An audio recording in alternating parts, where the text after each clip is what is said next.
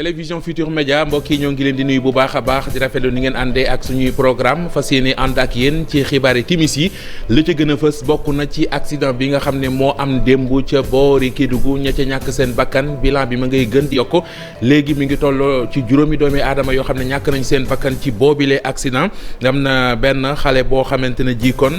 moo ca jëlee woon gaañu moom moo faatu ñi nga xamante ne jiit ñoom ñoo ci gaañu ñi ngi ci wax seen nas ndaw soo xamante ne ji dafa tolloon diggante. aéroport international Blaise Diagne ñaxtu yu xultu yi nga xam ne intersyndical gi jaboote liggéeykat ya fa fas nañu ko yéene beneen intersyndical génne na boppam moom ci yooyu la ñaxtu mu di SYNPAS ñoom nee nañu bokkuñu ca ana lan moo tax dees na ko teewlu ci xibaaru suba xibaaru kon timis yi ci yooyu la jamono it lu toll ci juróom fukki liggéeykat ak ñett yu newoon ci usine biscuit bii di weex be ñoom tey jii xëy nañu gont nañu amal ab doxub ñaxtu ñi nga tàmbali seen dox ba rond point Texaco dox ba ci fi nga xamante ne ji moo di sous préfecture bu daagu daan jébbal sous préfet ba ab mémorandum ngir ñu wax seeni ñaxtu ak tawat bi ñuy dund nuñ ci wutee kon saafara ci jile jàngoro mu di hypertension tey jii moo di bëccëg bi àdduna bi yëpp jagleel hypertension artérielle ñu seetlu ne fële ca diwaanu Kaolack moom kaa yi dafay gën di yokku ne ñi ñu fay jot di testé li ñuy gis ci ñoom jàngoro ji bari na ana lu ko waral hypertension nees ko war a moytu dinañ ci dikk ak yéen ci xibaaru timis yi mbokk yi lii mooy li fi gën a fës ci ay xibaar ngeen taaxelu ñu faram-fàcceel leen ko.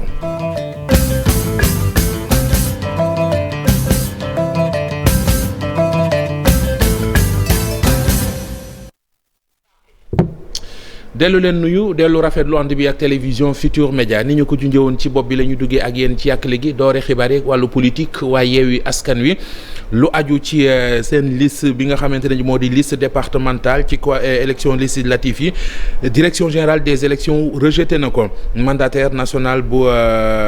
Yewwi Askan Wi di Déthié Fall moom la ñu jox kon notification bi muy këyit wi wane direction générale des élections rejeté nañu liste départementale bu Yewwi Askan Wi ci diwaanu Ndakaaru xibaar it di xamle ne daal lu aju ci ñi nga xamante ne ji ñooy waa Yewwi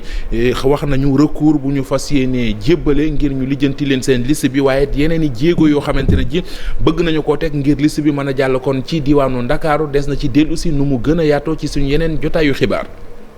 maa ngi leen koy junj sànq mu di accident ba amoon ci Kédougou bilan ba ma ngay gën di yokk léegi yëf ya kon dem na ba yegg ci juróomi doomi aadama yu ca ñàkk seen bakkan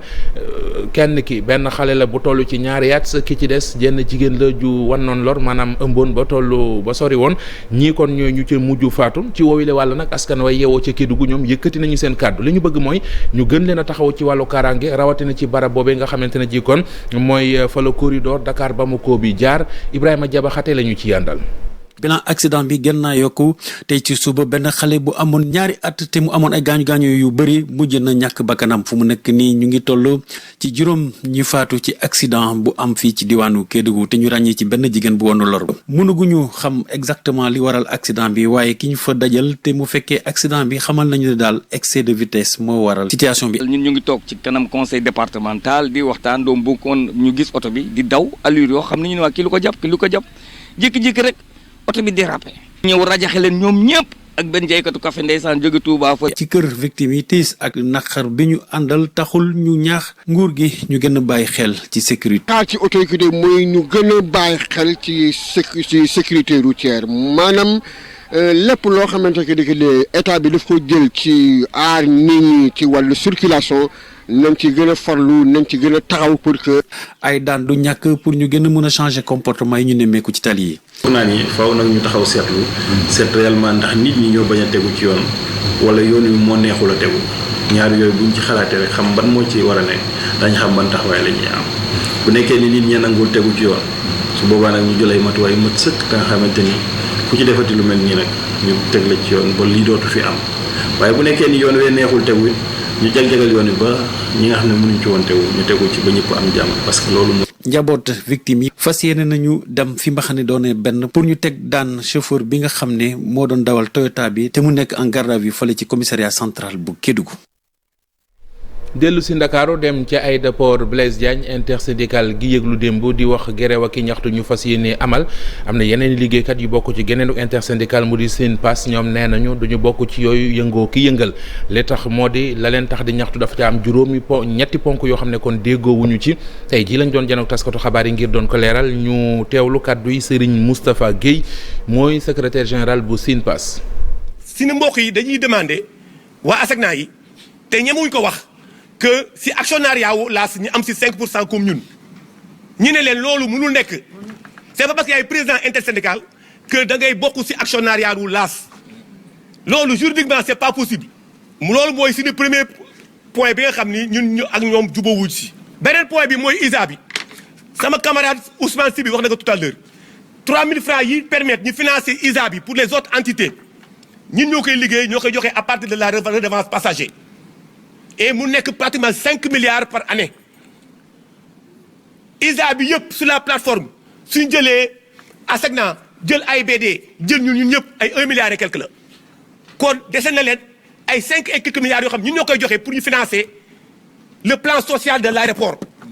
ñu yokkoon ñeneen ñi 50 000 francs ñii di joxe 3 000 francs yi ngeen leen doo leen yokkal dama bugg rek yéen ngeen dem ak ñu dem ak suñu xel ñu xool est-ce que loolu logique na. et troisième point bi mooy diagnostic boo xam ni. pour ñun dañ ko orienté suñu wax nañu wax lépp ou bien ñu noppi loolu mooy suñu ay point de discorde ay point yooyu gëmuma ay point wu laas la mais ñun suñu ay point la. xam ne ñooñu dafa am ñu nekk seen.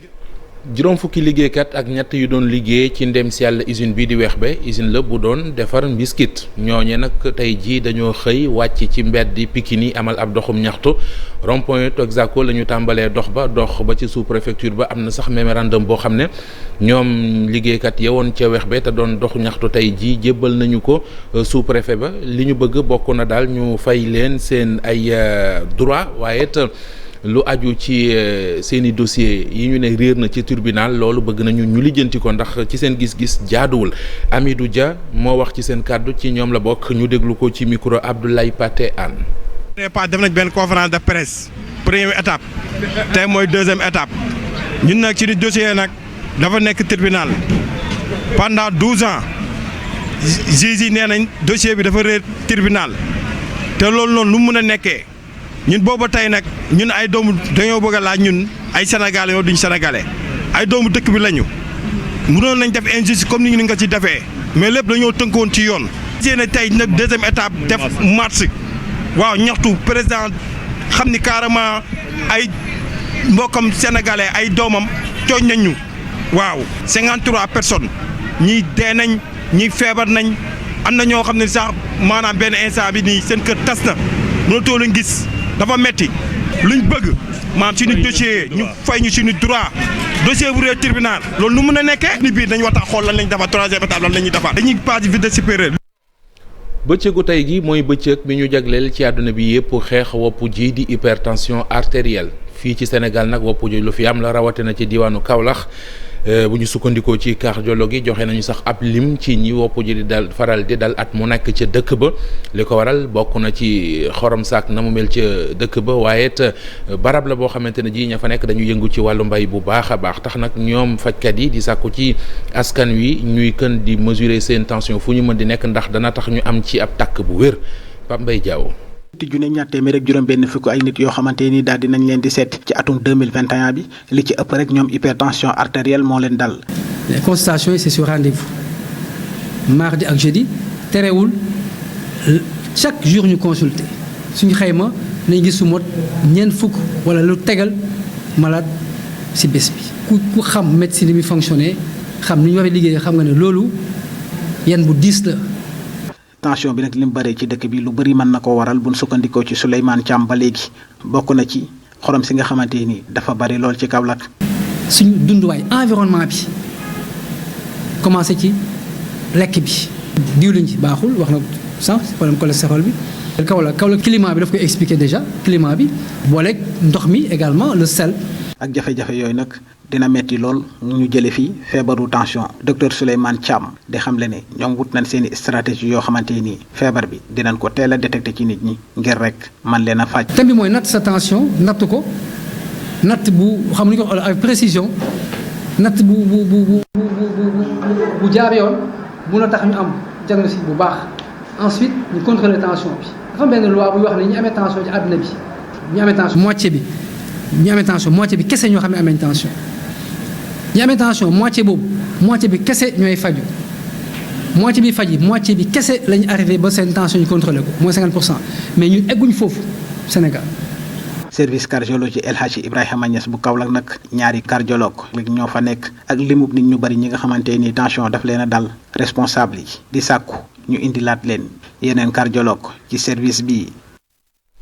wopp ji di sëqët su tar si ak si biiru buy jëm kanam lii mooy li sonal diwaanu Sédhiou kilifa yi amee wàllu wér gi dem ca diwaan ba nag toogu ñu faste seeni loxo di seetaan am na ay pexe yoo xamante ne région médicale ba fa teg na ko ngir seet nu ñu taxaw askan wi ci ñaari wopp yooyu le Amadou Yiri Camara mooy médecin chef bu diwaanu Sédhiou ñu déglu ko ci kàddu leeral yi mu dénk Bakary Konté. bi seetlu nañ ne dafa xaw a yokk Sédhiou ni mu yokkee yeneen dëkk yi. seetu nañ ne tamit ñu ngi parvenir gis ñi nga xam ne dañoo am tuberculose mais en dehors de cela seetu nañ ne région bi def na ay jéego yu bari surtout santé de la reproduction bi ñu formé agent de santé yi ci leadership pour que vraiment luy accueil ñu mën ko améliorer en dehors de cela am nañ ay ambulance yu bees mais dañu bëgg que accueil bi gën a baax que docteurs yi bu ñu évacuer nit rek. bu déparé rek ñu xam fu mu toll di mën a xam fa oto ba toll bu amee rëq-rëq tamit ñu xam donc moo tax ñu def lu ñu naan tracking GPS ñu def ko ci oto yooyu yëpp ba nga xam ne 34 ambulances yooyu yëpp nga xam ne ñu ngi ci région bi dinañ mën a xam bu nekk fa mu toll comme ça ñu mën a jël matuwaay yi mais en dehors de cela aussi wax nañ mbirum rupture garab yooyu tamit am nañ chance directrice PNA mooy présidente du conseil départemental. wax nañ ko bëgg nañ ñu baral tabaxu pharmacie régionale d'approvisionnement mais actuellement problème local de stockage dañu am. hôpital bu Ourossogui ba léegi jàmm amagu fa SUTSAS mu di kuréelu syndicat gu jabetu liggéeykat ya fa nekk ñoo ŋànk fa ñu ŋànk ba léegi ñoo ngi wéy di defanteeg directeur bi ba léegi doonte sax moom directeur bi jël na yéene la mu ne woon nañ ko yokkal ndàmpaayam mu teg ko ci suuf dellu ca gannaaw waaye taxul SUTSAS ga fa am li ñu bëgg seen bëgg-bëgg moo di ñu dellu si lii di poste chef des soins de santé interne nga xam ne ki ko doonoon mooy secrétaire général bu SUTSAS foofa yamuñu ci ndeyit fas nañu yéene taxaw ci cooxeel paj mi ci anam wu leen yoon mën a may Ali Bandel Niang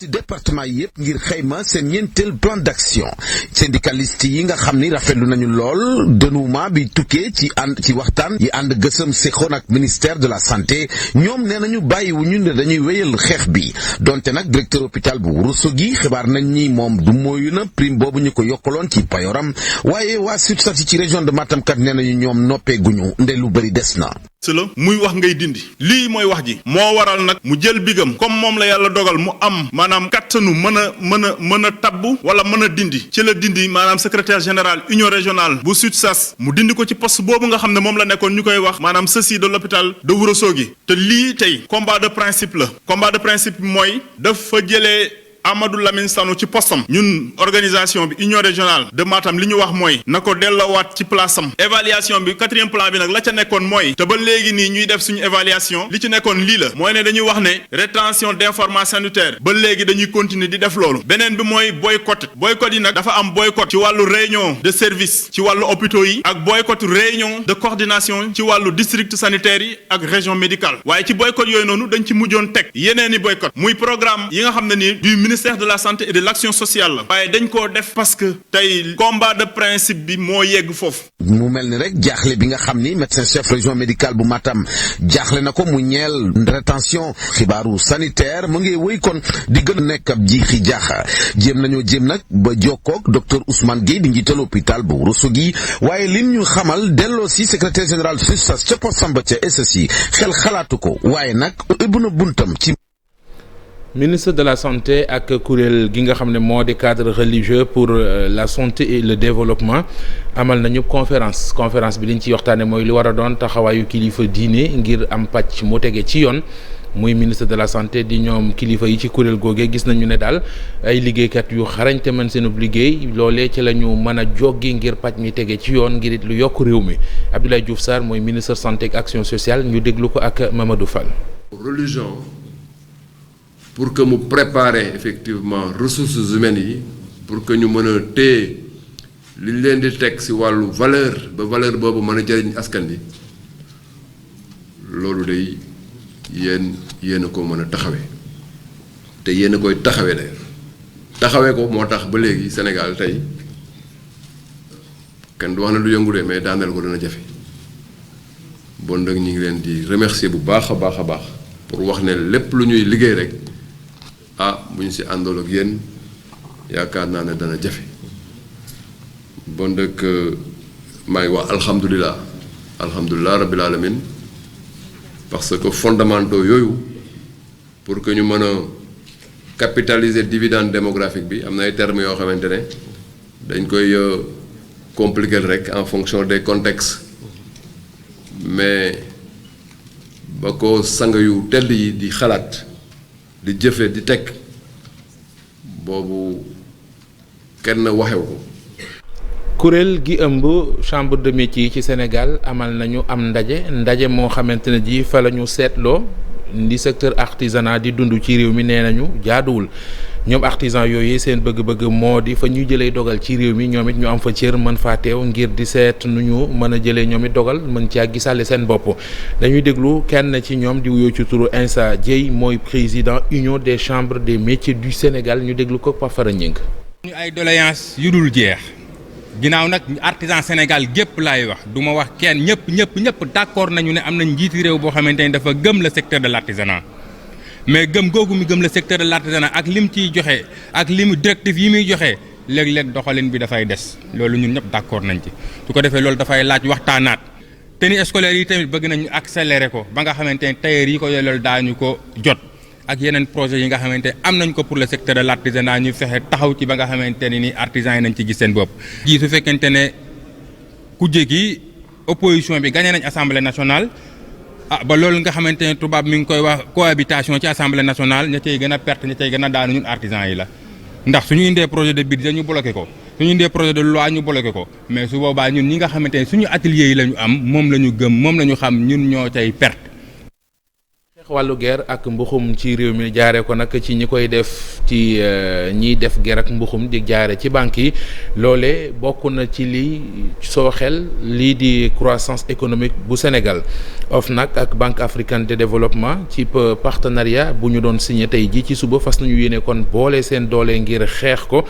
dañuy teewlu kàddu yi leeral yu bàyyeekoo ci Seynabou Ndiaye Jaxate mooy njiital OFNAC ñu déglu ko Mame Biram Diouf. xam na ne koom-koom mënut a jëm kanam foo xam ne ger mu nga fa wala wuruj wala sàcc léegi nag ñoom dañ am seen biir banque ba comité buy xeex loolu léegi comité boobu day soxla liggéey ak ñu mel ni ñun pour ñu weccoo xalaat di weccee xam-xam pour xeex ndax ñuy def jéey yooyu dañuy romb dëkk yi di dem bii dëkk dem bële dëkk bu ñu àndee nag dinañ mën a xeex ak ñoom ndax ñoom dañuy ànd pour def li ñuy def. waxtaane leneen loo xam ne seet nañu ko ci réew mi jamono ji moo di borom kër yu ci bari wala boromi entreprise yu ci bari bu ñu noppee dañuy jël ay caméra de surveillance def seeni kër tolluwaayu jamono ak ñàkkaarange gi ñuy dund moo ko waral lu mu ci mën di doon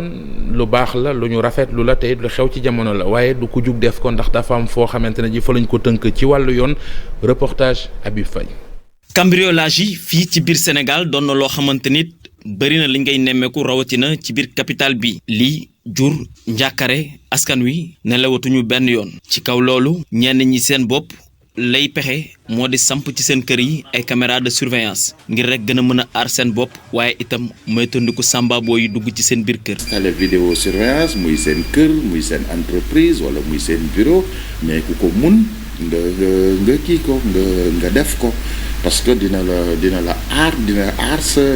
sa bien te bu dara amee dinañu mën a remonter ci yenn information yi. gis ne à partir du moment bi produit yi ñu ngi jaay seen bopp par exemple li am nii ba caméra tax ñu jàpp seeni borom dina tax da nga xool ne que demande du caméra soo moytuwul dina gën a yokku ci fan yi ngay gis. Bamba Cissé moom ingénieur informatique la li ni mel ci lay liggéey saa yu xëyee di installer lii di système de surveillance yi. particulier mooy kër yi mais aussi côté entreprise yi quoi parce que entreprise yi tamit dañ koy soxla ñaar yooyu noonu yëpp dañ koy souvent ñaar yëpp dañ koy installer. mu nekk loo xam ne askan wi ñu ngi koy def donte sax yoon am na loo xamante nit tëral na ko ci loi bu 25 janvier 2008 li jëm ci wàllum données à caractère personnel yi muy bépp image boo xamante ni des nañu koy enregistrer. dina tax nit bu amoon yenn intention yi sax dina ci dellu ginnaaw bu duggee fekk ko fi mu ne. autorités yi dinañ ko tolérer mais normalement pour nga def caméra ci mbedd da nga war a am autorisation. am na loi yu koy encadrer actuellement parce que y a la loi du 25 janvier 2008 qui bon. moom moo encadré loolu war lan fan nga war a yem ci caméra de surveillance ak y a aussi la protection des données personnelles comme je dis c'est cette même loi qui protège. lii ci biir kër yi lañ ko fay def jamono ji bëri na waaye tamit ngir mu mën a antu faaw nga def lii di déclaration fële muy ca CDP. footballkatu Sénégal bi di Idrissa Gana Gueye ak Thiaw li ñu koy tudd jamono ji ci ab clubam di match bu ñu waroon a football ñu cay sol yére yoo xamante ne ji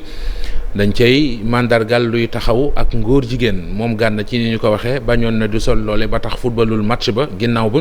ñu dégg kilifa ci réewum France dégg it kilifa ci sport bu France ak it ci Paris Saint-Germain yëkkati kàddu yoo xamante ne ji dafa yokk coow li fii ci Sénégal nag ñu bari moom Idrissa Gana Gueye la ñu àndal taxaw ci wetam di ko encouragé am ca sax ñooñ nee nañu fi coow li yegg daf leen a bett lu mu ci mën di doon dañuy teewlu seen xalaat ñoom yenn ci sénégalais yi. Pour moi, il n'a pas signé au PSG pour ñuy critiquer ay choix am. À mon avis, c'est un joueur. Son mission, c'est de jouer le foot. En fait, son objectif, c'est de jouer le foot. À part ça, ay kiwam, ay genre, ay position ak ay genre valeur am, ay principe am, je pense dañ ko war a respecter quoi. dañ nekk di ñu nu ma ko mën a waxee mooy dañu nekk di ñu xoqatal di ñu imposer loo xamante ne nii du dëgg du yoon moo tax à tout moment ñun nous sommes prêts pour jàppale Gana moom franchement parler. voilà maintenant lu ñuy mettre la parce que football dafa nekk cercle boo xam ne dafa am yoo xam ne amu ci place voilà gis nañ fi daaw la France bañ waxee ne mouvement Black Lives Matter comment dirais-je ligue française dañuy refuser ne duñ plier genou bi ci terrain bi et pourtant. kenn fustigé wu leen dara. Voilà, en tant que Sénégalais, man personnellement, rafetlu ma ko quoi parce que budul dara on est musulman, moi je suis musulman et la chose pour laquelle on est en train de dire du mal de lui pour man c'est genre toutes les religions, notamment la religion musulmane ànduñu ci. Donc étant musulman, il a parfaitement le droit de rester fidèle à ses principes. li ñu wax rek mooy il n'est pas seul wéetu si ñun sénégalais yi ñun ñëpp ñu ngi ànd ak moom jeunesse bi muy mag ak ndaw lépp voilà affaire borom ñaari tur yeeg affaire yi mooy lu ñuy wax rek en tout cas voilà amu fi place on est des sénégalais on est des musulmans même pas les musulmans même dans d'autres religieux du loo xam ne dañ koy nangu di ko. te man mi en tant que sénégalais aussi dama koy soutenir. Gana tu as mon soutien total gis naa ne aussi sénégalais yëpp noonu lañ ko soutenir. jaare fa xuus ci wàllu tàggat yaram waxtaane football fii ci Sénégal ak club bi di Casa Sport gis nañu ne moo jiitu ci Ligue 1 bi ki topp ci moom sax Casa Sport rawee na ko juróomi poñ ana lu ko may bokk na ci footballkat yu féete ndaw waaye collectif boo xamante ne ji la ñuy def dañ koo tàmm xam ko miin ko ami spécialiste yoo xam ne jàpp nañ sax ne Casa Sport yoon wi mu tegee bu ko wàccul mën naa gagné Coupe du Sénégal mën naa gagné it Ligue 1 ñu ànd ak Cheikh Sadibou Diarra. Casa Sport jege na raaya Ligue 1 bi ginnaaw ñaar fukk ak ñaari journée club bu Ziguinchor bi am fukki poñ ak ñaar fukki ak benn ndam juróom-ñeenti nul ak ñaari défaite képp ba tax na mu jiitu ci classement bi rawee ki topp ci moom juróomi poñ. collectif parce que bon am na ay joueurs yu baax mais sinon joueurs yi dañu xamante donc football bi day gën a neex ak stabilité parce que entraîneur bi moo fi nekk moo yoroon xale yu bëre moo leen yoroon petite catégorie U17 ak U20 donc daf leen xam daf leen miin mu am groupe boo xam ne leader bi mooy gardien bi daaw gagné coupe du Sénégal senior mais déjà gagné nañ ñeenti coupe du Sénégal entre cadet ak senior ak junior. bi aussi boo xoolee région la boo xam ni dafay regorger de jeunes footballeurs donc vivier la bu mag. da ngay gis ni souvent dinañu defar ay joueurs région de Casamance day regorger de talent muy feeñ ba ci sunu équipe nationale U17 U20 ba ci A bi même. am itam yenn joueur yu fësal seen bopp ci biir collectif bi. mën nañu woo Lamine Diardiou mën nañu woo Ethan Tendin am na aussi Raymond Ndour Mohamed Camara tam défenseur central bi kooku joué match yu bëri ban au début de la saison gisuma ko mais gis naa ko contre Jaraaf gis naa ko contre ñeneen équipe aussi bon su continuer nii su accepté liggéey moom dina nekk défenseur bu baax ci football Sénégal. Casa Sport mën na def double coupe championnat ren ji alxames bi dina dalal Walidane ci 8e de finale coupe du Sénégal yi laata US Gorée di ko dalal ci 23e bésu Ligue 1 bi ci week-end bi. qui ouvre le score pour le Casa Sport. mbokk yi jërë ngeen jëf ci ànd bi ak télévision Futur Média fii la ñu yem ak yéen ci xibaar yi 20h di ngeen ànd ak Chérif Cheikh Ahmed Tidiane Diop ci xibaar yi tubaab yi lay doon yàlla ñu yàlla dolli jàmm ñu fanaan jàmm ba suba ak jàmm.